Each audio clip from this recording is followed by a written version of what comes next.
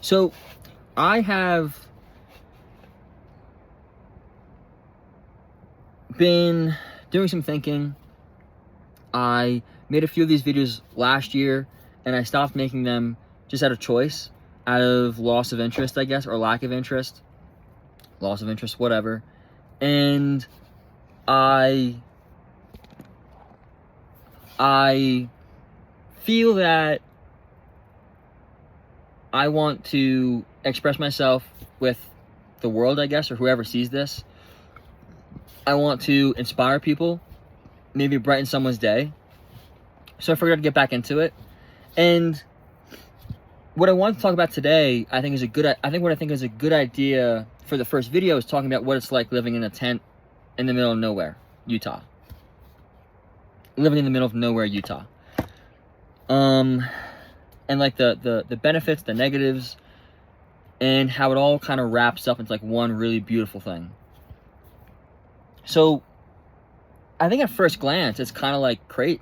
To some people, to a lot of people, it's probably crazy. It's probably like you're out of your mind. Like what's wrong with you? You're crazy. Why would you want to do that? And I understand where they're coming from. I mean, I think the coldest it got this year was 22 degrees or 20 or 18 or 20 degrees, around 20 degrees.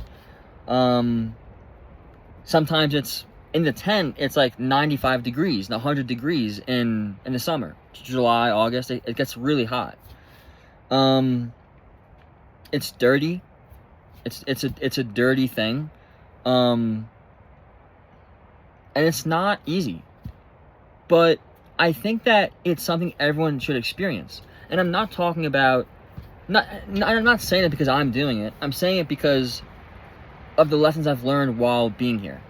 And I'm saying it because, I don't mean camping in a campground at a, in your allotted space,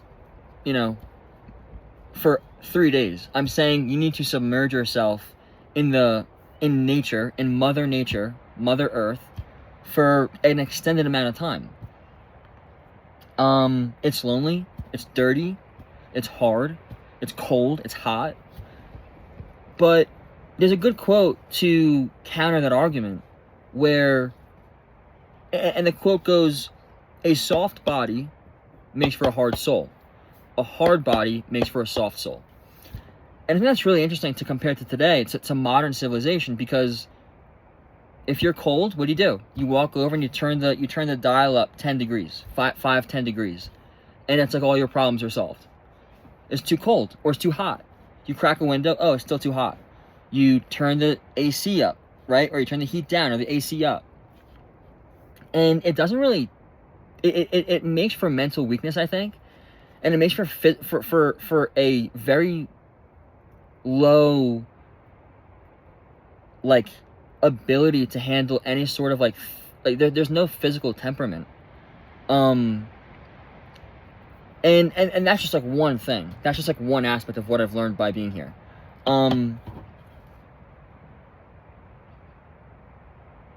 I think that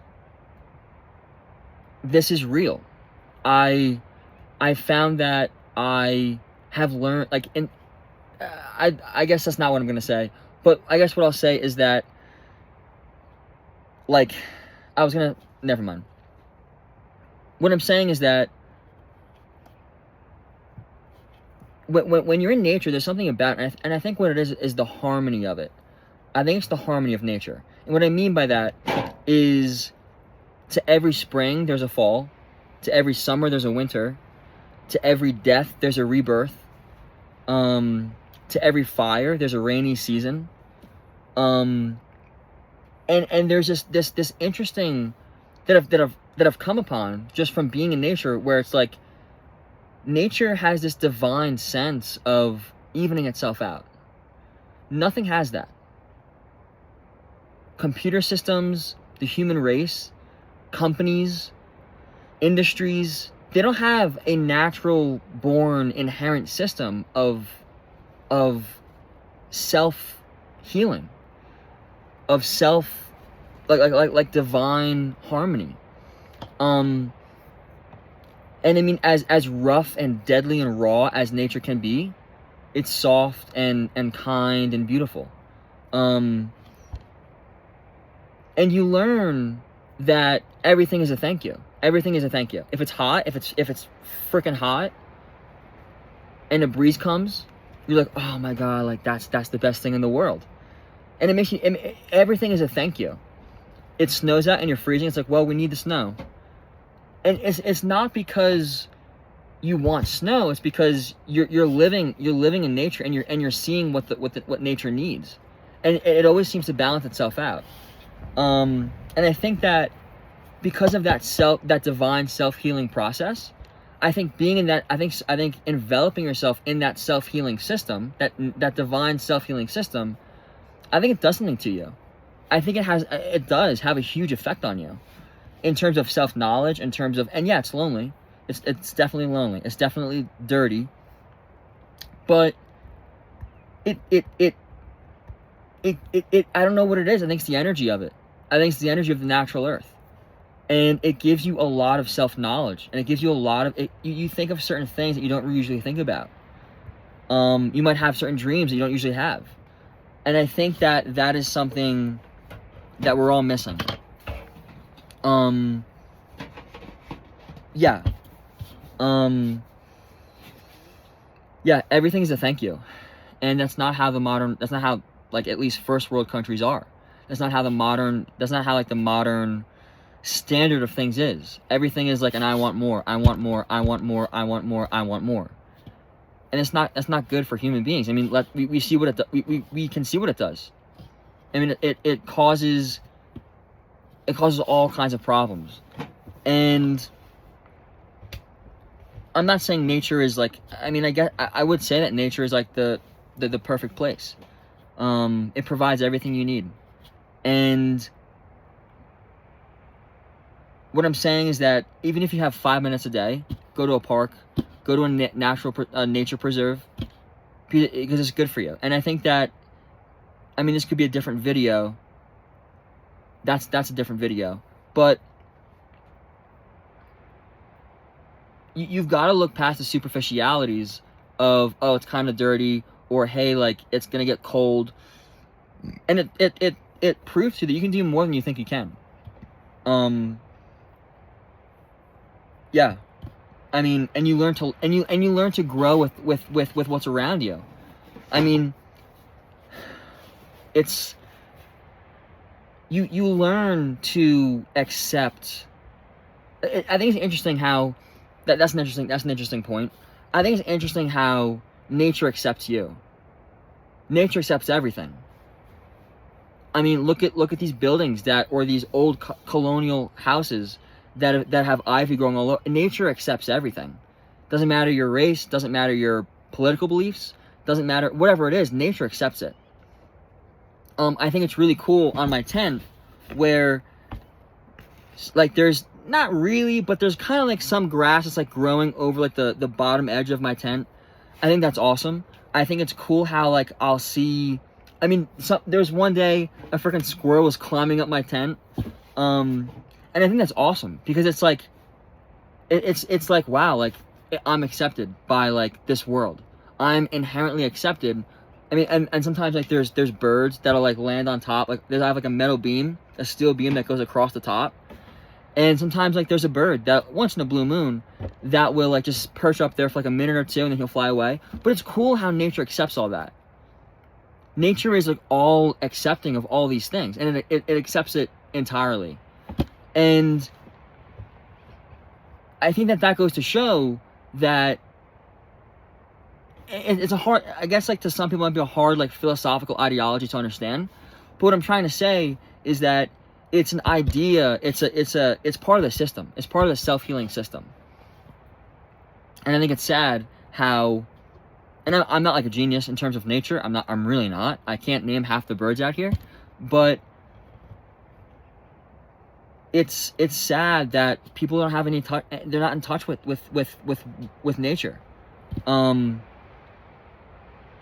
I think if anyone has the opportunity to spend any amount of extended time, even if it's a week, get as far away as you can from anyone, from everybody, everything, and bring a journal, bring like a book or two, bring like a 10-pound dumbbell, bring like food to last you a week, and just like enjoy it. And it changes your life for sure. Everything is a thank you. To add on to the wildlife aspect of it, you grow with all the animals, you grow with the plants, you grow with like the wildlife.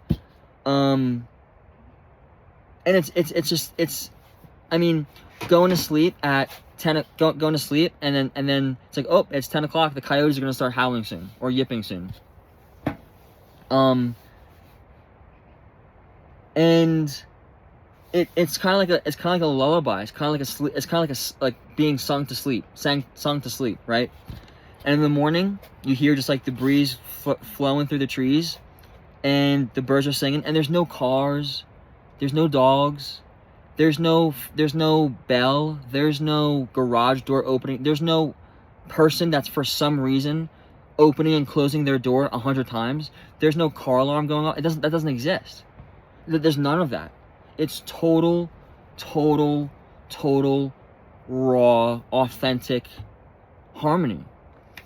And I think that's really healing for the human being. Yeah. So that's my first video, and I hope that can inspire someone to maybe at least try nature. You don't have to have a bow. You don't need a fly rod. You don't need you don't need like hiking boots. Get a pair of sandals and just walk on a gravel path and as far away from anyone else you can get. And instead of like saying to yourself, what am I going to get from this? Just turn all that off and just look around and then just be. So yeah, I hope that I can inspire someone to maybe go out into nature, into something, if they haven't done that or aren't experienced with that. It's a phenomenal like group of people, like conservationists and like explorers and like you know, nature like conservationists and rock climbers and fly fishermen or fishermen and hikers, and it's a phenomenal group of people that, and I think I'd say that they're some of the most the kindest people you'll meet. And I don't think that's a mistake. I don't think that's a mistake that the people that spend a lot of time in nature are some of the softest people you'll ever meet. I don't think that's a mistake. I don't think that's a coincidence. I think there's something behind that, I think. So that's my first video, and I hope that someone finds it interesting. And yeah.